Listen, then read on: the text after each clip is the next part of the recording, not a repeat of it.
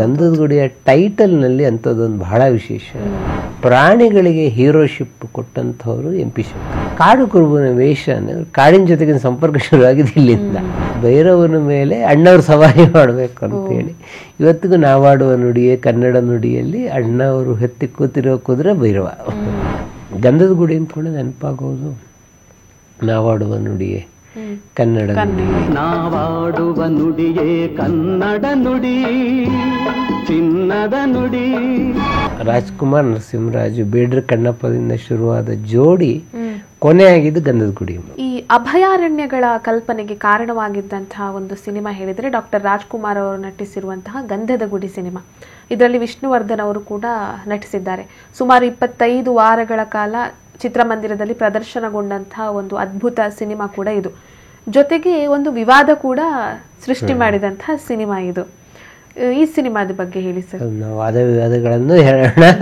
ಆಮೇಲೆ ಈ ಗಂಧದ ಗುಡಿಯ ಟೈಟಲ್ ಇದೆಯಲ್ಲ, ಇದನ್ನ ಶಿವರಾಜ್ ಕುಮಾರ್ ಮಾಡಿದ್ರು. ಪುನೀತ್ ಕೊನೆಯ ಸಿನಿಮಾ ಕೂಡ ಗಂಧದ ಗುಡಿ ಆಯಿತು, ಒಂದು ಡಾಕ್ಯುಮೆಂಟ್ರಿ ಮಾಡಿದ್ರು. ಆ ಗಂಧದ ಗುಡಿಯ ಟೈಟಲ್ನಲ್ಲಿ ಅಂಥದ್ದೊಂದು ಬಹಳ ವಿಶೇಷ ಇದಿದೆ. ಸೊ ಗಂಧದ ಗುಡಿ ಅಂದರೆ ಮೈಸೂರು ಪ್ರಾಂತ್ಯನೇ, ಹಳೆಯ ಮೈಸೂರು ಪ್ರಾಂತ್ಯನೇ. ಗಂಧ ಇಲ್ತಾನೆ ಬೆಳೆಯುತ್ತೆ. ಗಂಧದ ಗುಡಿ ಅಂತಂದರೆ ಇದು. ನಮ್ಮಲ್ಲಿ ಪ್ರಾಣಿಗಳಿಗೆ ಹೀರೋಶಿಪ್ ಕೊಟ್ಟಂಥವ್ರು MP ಶಂಕರ್. ಅವರು ಪ್ರಾಣಿಗಳನ್ನು ಇಟ್ಕೊಂಡು ಕಾಡಿನ ರಹಸ್ಯದಿಂದ ಶುರು ಮಾಡಿ ಬಹಳ ಅದ್ಭುತವಾದಂಥ ಸಿನಿಮಾ ಮಾಡಿದ್ರು. ಸಿದ್ಲಿಂಗಯ್ಯನವ್ರು ಅವ್ರ ಮಾತು ಹೇಳೋರು ಅವ್ರ ಬಗ್ಗೆ, ಅದು ರಾಕ್ಷಸ ದೇಹದ ದೇವತಾ ಮನುಷ್ಯ ಅಂತೇಳಿ ಬಹಳ. ಆಮೇಲೆ ಅದು ಆದರೆ ಆ ಥರದ ಡೈಲಾಗ್ಸ್ ಅದನ್ನ ಎಂಜಾಯ್ ಮಾಡೋರು ನೋಡಿ. ನಾರದ ವಿಜಯದಲ್ಲಿ ಮಾಂಸದ ಪರ್ವತ ಅಂತ ನಂದ ಕರೀತಾರೆ MP ಶಂಕರ್ನ. ಅದು ಅವರೇ ಹೇಳಿ ಬೆಳೆಸಿದ ಡೈಲಾಗ್. ಅಂದರೆ ನೀವು ಅಫೆನ್ಸಿವ್ ತಗೊಳ್ಳೋದಲ್ಲ, ಅವರೇ ಅವ್ರನ್ನ ಎಂಜಾಯ್ ಮಾಡ್ಕೊಡೋರು ಅವರ ಬಾಡಿಯನ್ನು ಮತ್ತೊಂದನ್ನು.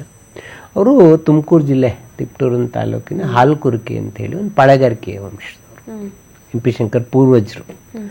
ಸೊ ನಿಮಗೆ ಅದು ಏನಂದರೆ ತುಮಕೂರು, ಎಸ್ಪೆಷಲಿ ತುಮಕೂರಲ್ಲಿ ನಿಮ್ಗೆ ಒಂದೊಂದು ತಾಲೂಕಿಗೆ ಒಬ್ಬರು ಪಾಳೆಗಾರ ಇದ್ರು. ತುಂಬಾ ಪಾಳೆಗಾರರಿದ್ದ ಜಿಲ್ಲೆ ತುಮಕೂರು. ಹಾಗಾಗಿ ಅದು ಆ ಪಾಳೆಗಾರರ ನಡುವಿನ ನಿತ್ಯ ಕದನಗಳು, ಅದೇನು ದಿವಸ ಅದ ಆ ಕದನಗಳಿಂದ ಎಲ್ಲ ಕೆಳ್ಕೊಂಡು ಆಸ್ತಿ ಅಂತಸ್ತೆಲ್ಲ ಕಳ್ಕೊಂಡಾಗ ಮುಮ್ಮಡಿ ಕೃಷ್ಣರಾಜ ಒಡೆಯರು ಅವರಿಗೆ ಸಹಾಯ ಮಾಡಿದ್ರು.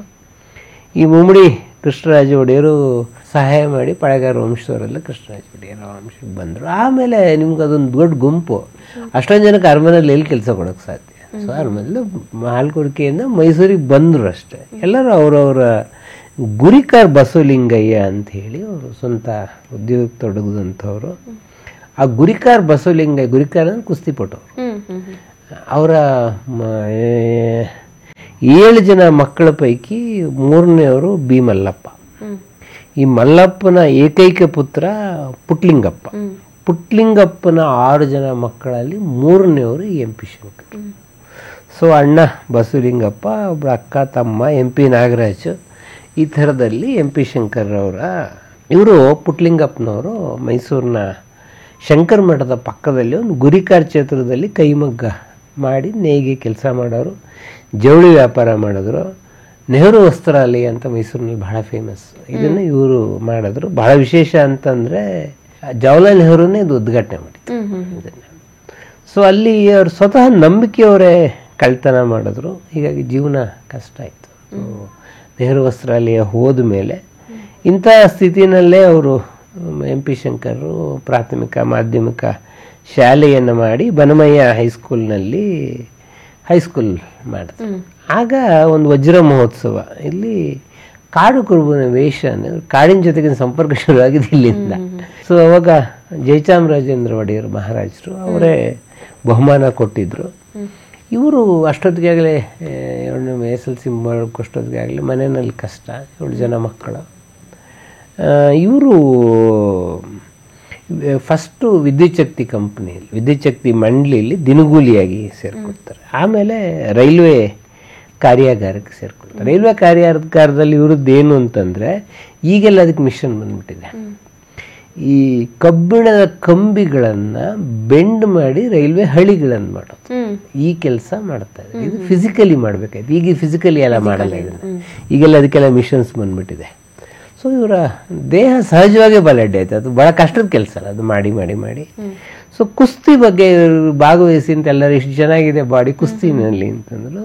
ಸೊ 56ನೇ ಇಸ್ವಿಯಲ್ಲಿ ಅವ್ರು ಕುಸ್ತಿ ಪಂದ್ಯಾವಳಿಯಲ್ಲಿ ಭಾಗವಹಿಸಿ ಬಿಡಿ ಜತ್ತಿಯವರಿಂದ ಬಹುಮಾನ ತಗೊಂಡಿದ್ರು. ಈಗ ಇವರು ನಾಟಕದ ಹುಚ್ಚು ಸೇರ್ಕೊಂತು, ಗೆಳೆಯರೆಲ್ಲ ಸೇರಿಕೊಂಡು ಜ್ವಾಲಾಮುಖಿ ಅಂತ ಒಂದು ನಾಟಕ.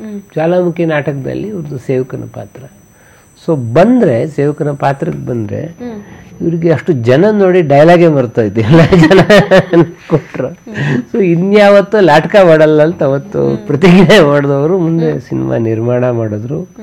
ಸೊ ಮತ್ತೆ ರಾಜ್ಯೋದಯ ಮಾಡಿದ್ರು.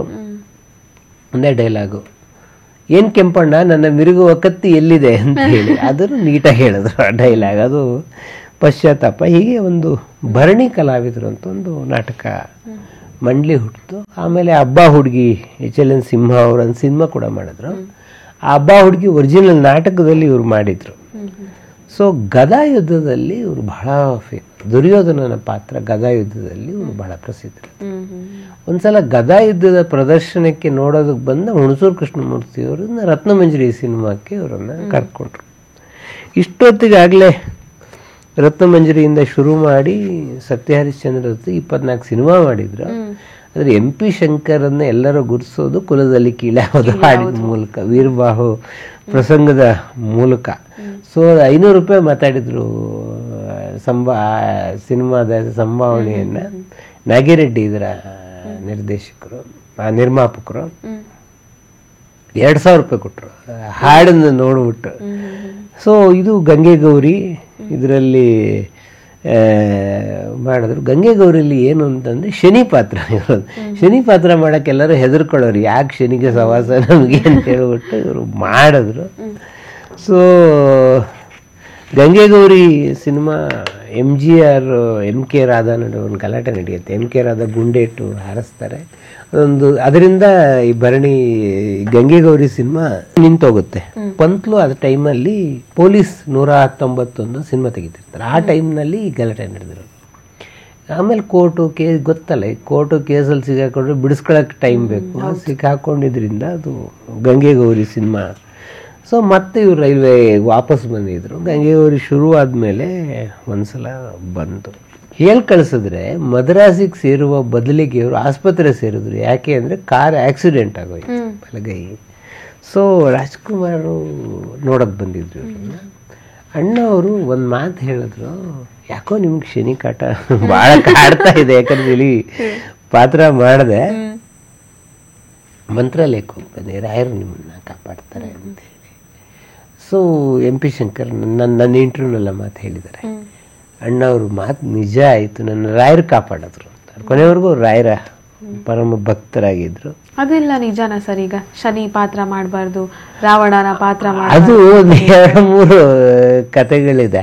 ಶನಿ ಪ್ರಭಾವ ಅಂತ ಒಂದು ಸಿನಿಮಾ ಮಾಡಿದ್ರು ಸೋರಟೇಶ್ವರ್. ಅವರು ಹಿಂಗೆ ಕಷ್ಟಗಳನ್ನ ಶನಿ ಪ್ರಭಾವ ಅಂತ ಸಿನಿಮಾ ಮಾಡಿದ್ರೆ ಕೊನೆಗೆ ಅದಕ್ಕೆ ಇನ್ನೊಬ್ರು ಶನಿ ಸಿನಿಮಾ ಮಾಡೋಕ್ಕೂ ವೀರವಿಕ್ರಮ ಅಂತ ಹೆಸರಿಟ್ಟು ಯಾವ ಶನಿ ಕಾಟ ಈ ಥರದಲ್ಲಿ ಅದು ನಿಜ ಅಂತಲ್ಲ, ಅದು ಅವರ ನಂಬಿಕೆ. ಅದು ಕೆಲಸ ಏನು ಹೇಳೋಕ್ಕಾಗಲ್ಲ. ಅದು ನಂಗೆ ತುಂಬ ಜನ ಈ ಥರ ಘಟನೆಗಳು ಹೇಳಿದ್ದನ್ನು ನಾನು ಕೇಳಿದ್ದೀನಿ. ಶನಿ ಪಾತ್ರ ಮಾಡಿದ್ದಕ್ಕೆ ಹಿಂಗಾಗೋಯ್ತು ನಮಗೆ ಅಂತ ಹೇಳಿ. ಅದು ಸೋರಟೇಶ್ವರ್ ಅಂತ ಹೇಳೋರು, ಶನಿ ಪ್ರಭಾವ ಮಾಡಿ ನಿಜವಾಗ್ಲೂ ಶನಿ ಪ್ರಭಾವ ನನ್ನ ಮೇಲೆ ಬಿತ್ತಪ್ಪ ಅಂತ ಹೇಳಿ. ಗೊತ್ತಿಲ್ಲ ಅದು ಅವರಿಗೆ ಬಿಟ್ಟಿದ್ದು. ಸೊ ಆಮೇಲೆ ಇವರು ಕಾಡಿನ ರಹಸ್ಯದ ಮೂಲಕ ನಿರ್ಮಾಣ ಮಾಡೋದಕ್ಕೆ ಶುರು ಮಾಡಿದ್ರು.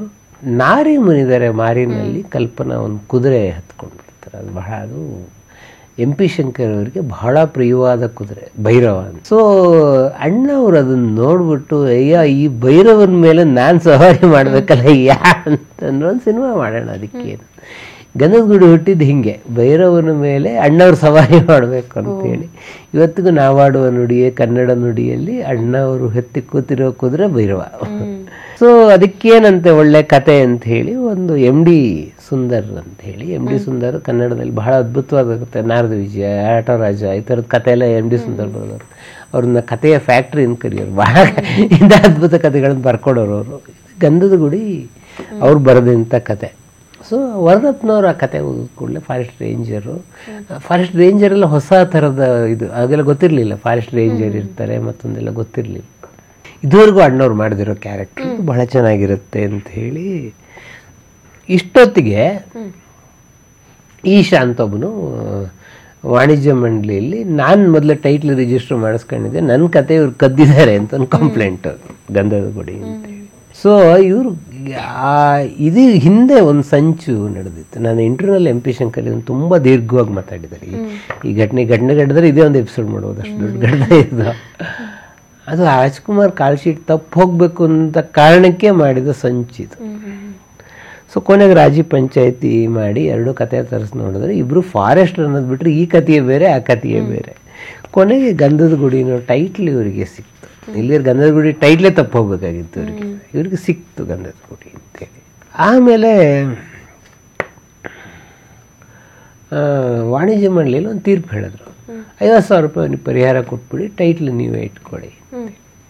ಸೊ MP ಶಂಕರ್ ಹೇಳಿದ್ರು, ನಾನು 50,000 ರೂಪಾಯಿ 5 ಪೈಸೆನೂ ಕೊಡಲ್ಲ. ಯಾಕೆ ಅಂದರೆ ಹಂಗೆ ದುಡ್ಡು ಕೊಟ್ರೆ ಕದ್ದಿದ್ದು ಹೌದು ಅಂತ ಒಪ್ಕೊಂಡಂಗೆ ಅಲ್ವಾ, ನಾನು ಏನೂ ಮಾಡೋಕ್ಕಾಗಲ್ಲ ಅಂತ. ಅವಾಗ ಈ ವಿಷಯ ರಾಜ್ಕುಮಾರಿಗೆ ಬಂತು. ರಾಜ್ಕುಮಾರ್ ವಾಣಿಜ್ಯ ಮಂಡಳಿಗೆ ಬಂದು ಹೇಳಿದ್ರು, ಉದಯ್ ಶಂಕರ್ ಅಂದರೆ ಅಲ್ಲಾವುದ್ದೀನ್ ಅದ್ಭುತ ದೀಪ, ಅವರೆಲ್ಲರ ಕತೆ ಕದಿಯೋಕ್ಕೆ ಸಾಧ್ಯವೇ, ನೀವು ಅಂಥದ್ದೆಲ್ಲ ಮಾಡಬೇಡಿ ಅಂತೇಳಿ. ಅಣ್ಣವರು ಮಾತಿನ ಮುಂದೆ ವಾಣಿಜ್ಯ ಮಂಡಳಿಲೂ ಯಾರು ಎದುರಾಡೋರು ಇರಲಿಲ್ಲ. ಹೀಗಾಗಿ ಟೈಟಲ್ಲು ಇವರಿಗೆ ಬಂತು. ಸರಿ, ಮೈಸೂರಿನಲ್ಲಿ ಚಿತ್ರೀಕರಣ ನಡೀತಾ ಇದೆ. ಅಣ್ಣವರು ಮದ್ರಾಸಿಂದ ವಿಮಾನದಲ್ಲಿ ಬೆಂಗಳೂರಿಗೆ ಬಂದು ಹೇಳಿದ್ರು, ಅಲ್ಲಿಂದ ಕಾರಲ್ಲಿ ಹೋಗಬೇಕು. ಪತ್ರಕರ್ತರು ಬಂದು ಹೇಳಿದ್ರು, ನೀವು ಮೈಸೂರಿಗೆ ಹೋಗಬೇಡಿ, ಬಹಳ ಗಲಾಟೆ ನಡೆಯುತ್ತೆ ಅಲ್ಲಿ, ನೀವು ಹೋಗಬೇಡಿ ಅಂತ.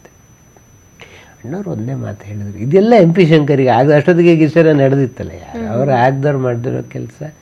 ಗಲಾಟೆ ನಡೆದ್ರು ನೋಡ್ಕೊಂಡ್ರೆ ಆಯ್ತು, ರಾಯರ್ ನೋಡ್ಕೊಂತಾರೆ, ನಾ ಹೋಗ್ತೀನಿ ಅಂತ ಹೇಳಿ. ಏನೂ ಆಗಲಿಲ್ಲ, ಯಾವ ಗಲಾಟೆನೂ ಆಗಲಿಲ್ಲ. ಇದು ಕಾರಾಪುರ ಅರಣ್ಯ ಪ್ರದೇಶದಲ್ಲಿ ಇದರ ಶೂಟಿಂಗ್ ಆಗಿತ್ತು. ಸೊ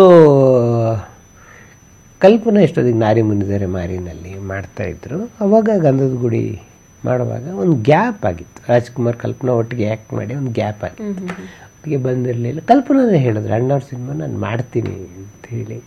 ಒಂದು ಹೀರೋಯಿನ್ ಇರಲಿಲ್ಲ ಈ ಸಿನಿಮಾದಲ್ಲಿ ಆ್ಯಕ್ಚುಲಿ.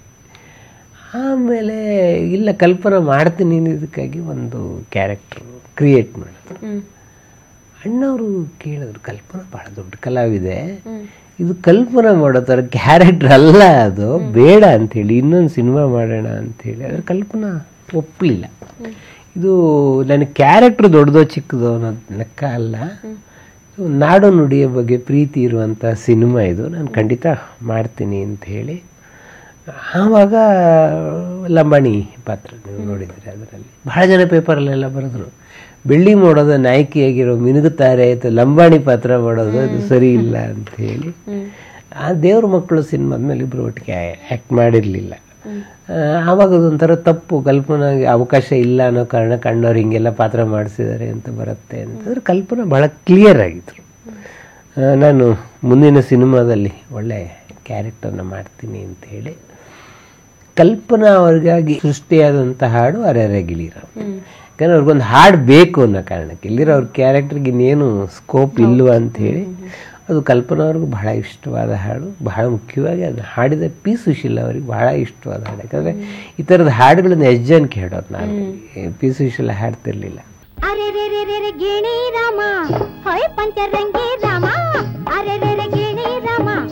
ಗಂಧದ ಗುಡಿ ಅಂದ್ಕೊಂಡು ನೆನಪಾಗೋದು ನಾವಾಡುವ ನುಡಿಯೇ ಕನ್ನಡ ನುಡಿ. ರಾಜನ್ ನಾಗೇಂದ್ರ ಅವರ ಅದ್ಭುತವಾದ ಮ್ಯೂಸಿಕ್ಕು. ಇದರಲ್ಲಿ ಅದೇ ಭೈರವ ಕುದುರೆಗಾಗಿ ಸೃಷ್ಟಿಯಾದಂಥ ಹಾಡಿದು. ನಾವಾಡುವ ನುಡಿಯೇ ಕನ್ನಡ ನುಡಿ, ಚಿನ್ನದ ನುಡಿ. ಆಗ ಗ್ರಾಮಫೋನ್ ಪ್ಲೇಟ್ನಲ್ಲಿ 3 ನಿಮಿಷ 10 ಸೆಕೆಂಡು 20 ನಿಮಿಷ 20 ಸೆಕೆಂಡು ಒಂದು ಕಡೆ ಇರೋದು, ಇನ್ನೊಂದು 3 ನಿಮಿಷ 20 ಸೆಕೆಂಡು ಇನ್ನೊಂದು ಕಡೆ ಇರೋವಂಥದ್ದು. ಸೊ ಇದು ಕನ್ನಡ ಅಭಿಮಾನದ ಹಾಡಿದು 2 ಕಡೆ ಇರಲಿ. ಆಗ ಒಂದಿಷ್ಟು ದಿನ ಆಕಾಶವಾಣಿಯಲ್ಲಿ 2 ಸಲ ಬರೋದು. ಈ 1 ಸಲ ಪ್ಲೇ ಮಾಡಿದ್ರೆ 2 ಸೈಡ್ಗೆ ಹಾಡೇ ಇದ್ದಿದ್ದರಿಂದ 2 ಸಲ ಬರೋದು. ಬಹಳ ವಿಶೇಷ ಅಂತಂದರೆ ಇದು ಮೋಹನ ರಾಗ, ಮಂದ್ರ ಸಪ್ತಕದ ರಾಗ ಮೋಹನದಲ್ಲಿ ತಾರಕಕ್ಕೆ ಹೋಗೋಕ್ಕೆ ಅವಕಾಶ ಇಲ್ಲ. ಅದನ್ನು P. B. ಶ್ರೀನಿವಾಸ ಬಹಳ ಅದ್ಭುತವಾಗಿ ಹೇಳಿದ್ದಾರೆ. ಅಣ್ಣವರು ಗಂಧದ ಗುಡಿ ಭಾಗ 2 ಬಂದಾಗ ಈ ಹಾಡು ಅಣ್ಣವ್ರು ಹಾಡಿದ್ರು. ಅದರಲ್ಲಿ ಈ ಸೌಂದರ್ಯ ಸರಸ್ವತಿ ಧರೆಗಿಳಿದು ಓ ಇದನ್ನ ಅಣ್ಣವ್ರು ಬಹಳ ಸಲೀಸತ್ತೆ ತಾರ್ಗತ್ಕೊಂಡು.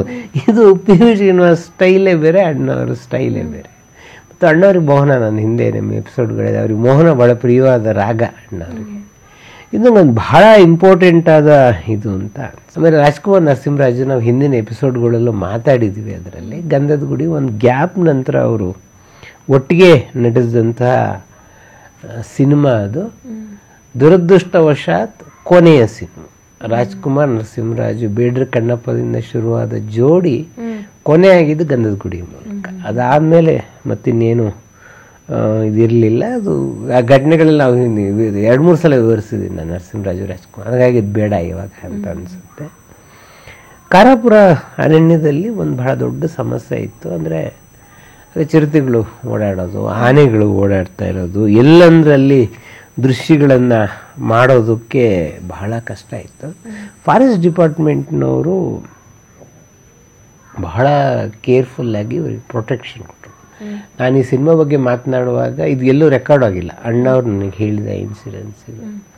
ಈ ಸಿನಿಮಾದಲ್ಲಿ ಒಂದು ಇನ್ಸಿಡೆನ್ಸ್ ಬರುತ್ತೆ. ದಂತಚೋರರು ಬಂದ್ಬಿಟ್ಟು ಫಾರೆಸ್ಟ್ ಆಫೀಸರ್ ಒಬ್ಬರಿಗೆ ಬೆಂಕಿ ಹಚ್ಚಿಬಿಟ್ಟು ಸಾಯಿಸ್ತಾರೆ ಅಂತೇಳಿ.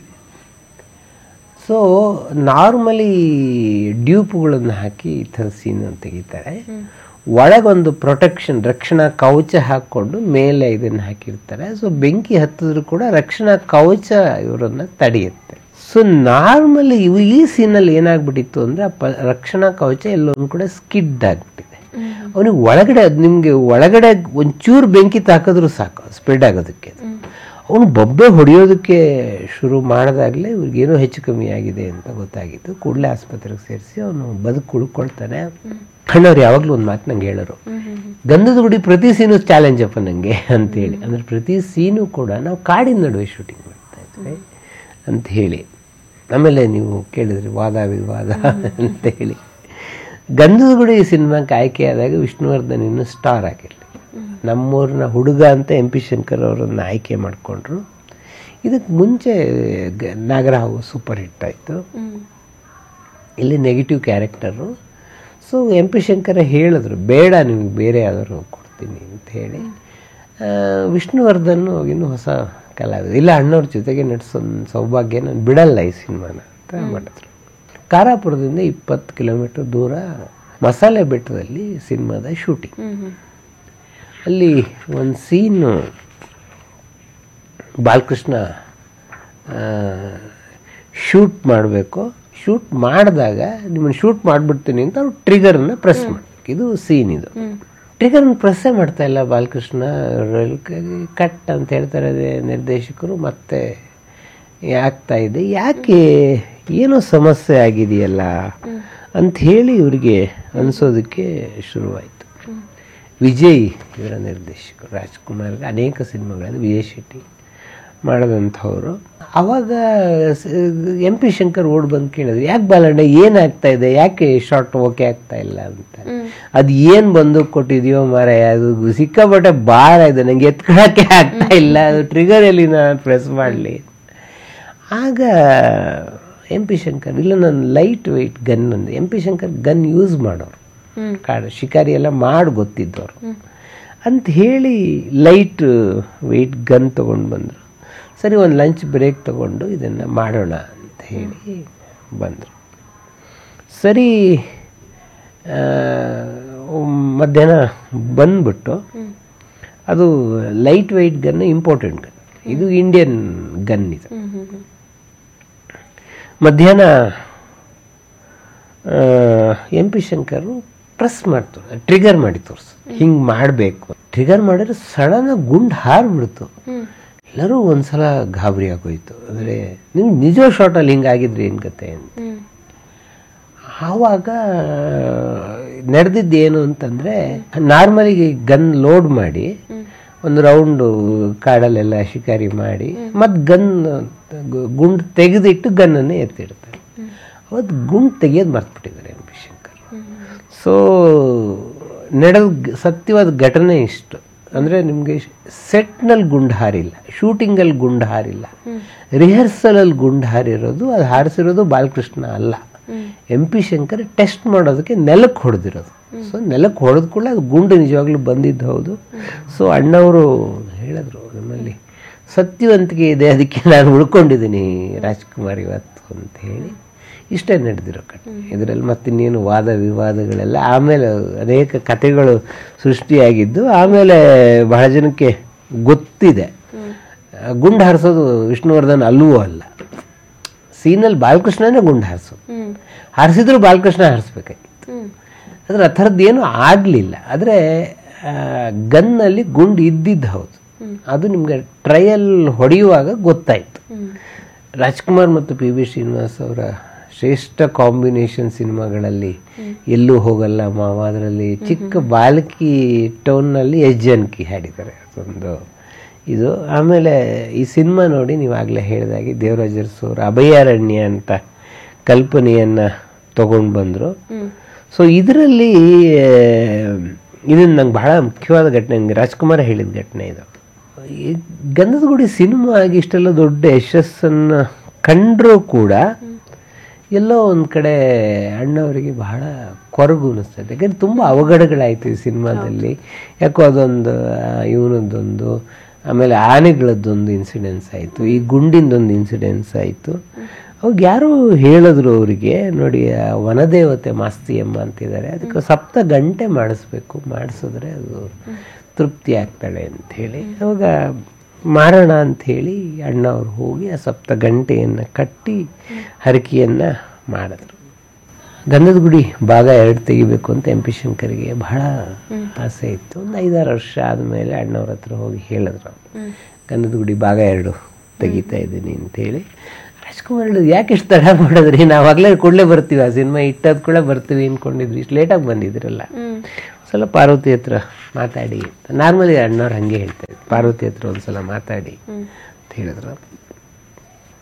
ಅವಾಗ ಪಾರ್ವತಿ ಹತ್ರ ಮಾತಾಡೋದು ಒಂಥರ ಪ್ರತಿಷ್ಠೆ ಗೌರವದ ವಿಷಯ ಕೂಡ. ಒಂದೇ ಒಂದು ಹೇಳಿದ್ರು, ಸಿನಿಮಾ ನೀವೇ ಪ್ರೊಡ್ಯೂಸ್ ಮಾಡಿ, ಡಿಸ್ಟ್ರಿಬ್ಯೂಷನ್ ಮಾತ್ರ ನಮಗೆ ಕೊಡಬೇಕು. ಯಾಕಂದ್ರೆ ಹೊಸದಾಗಿ ಡಿಸ್ಟ್ರಿಬ್ಯೂಷನ್ ಶುರು ಮಾಡಿದ್ರು ಪಾರ್ವತಮ್ಮ. ಡಿಸ್ಟ್ರಿಬ್ಯೂಷನ್ ಶುರು ಮಾಡಿ ಬೇರೆಯವ್ರಿಗೆ ಕೊಟ್ಟರೆ ತಪ್ಪು ಅರ್ಥ ಬರುತ್ತೆ. ಸೊ ಇವ್ರು ಡಿಸ್ಟ್ರಿಬ್ಯೂಷನ್ ಸರಿಯಾಗಿಲ್ವೇನೋ ಇವ್ರು ಬೇರೆಯವ್ರಿಗೆ ಕೊಟ್ಟರು ಅಂತ ಹೇಳಿ. ಸೊ ಆದರೆ MP ಶಂಕರ್ ಅವರು ಎಲ್ಲ ಸಿನಿಮಾಗಳನ್ನು ಈಶ್ವರಿ ಪ್ರೊಡಕ್ಷನ್ಗೆ ಕೊಡೋರು, ವೀರಸ್ವಾಮಿ ಅವರದ್ದು. ಆವಾಗ ಒಂದೇ ಮಾತು ಹೇಳಿದ್ರು MP ಶಂಕರ್, ನಂದು ವೀರಸ್ವಾಮಿ ಅವರದ್ದು ತಂದೆ ಮಗನ ಸಂಬಂಧ, ಅದು ನಾನು ಅವ್ರಿಗೆ ಬಿಟ್ಟು ಬೇರೆ ಡಿಸ್ಟ್ರಿಬ್ಯೂಷನ್ ಕೊಡಲ್ಲ. ಹೀಗಾಗಿ ಆ ಸಿನಿಮಾ ಕತೆ ನಿಂತು ಹೋಯಿತು. ಆಮೇಲೆ 21 ವರ್ಷ ಆದಮೇಲೆ ಗಂಧದ ಗುಡಿ ಭಾಗ 2 ಬಂತು. ಇದರಲ್ಲಿ ಶಿವರಾಜ್ ಕುಮಾರ್ ಅಭಿನಯಿಸಿದ್ರು. ಇದು ಗಂಧದ ಗುಡಿ ಆಮೇಲೆ ಹಿಂದಿನಲ್ಲಿ ಕರ್ತವ್ಯಂ ಆಯಿತು. ಆಮೇಲೆ ಅದು ನಿಮಗೆ ದಾಖಲೆಗಳಷ್ಟಿಂದ ರಾಜ್ಕುಮಾರ್ ಅವರ 150ನೇ ಸಿನಿಮಾ. ಸೊ ಹಲವು ದೃಷ್ಟಿಯಿಂದ ಕನ್ನಡದ ಗುಡಿ ಕನ್ನಡದಲ್ಲಿ ದಾಖಲೆ ಮಾಡಿದಂಥ ಸಿನಿಮಾ.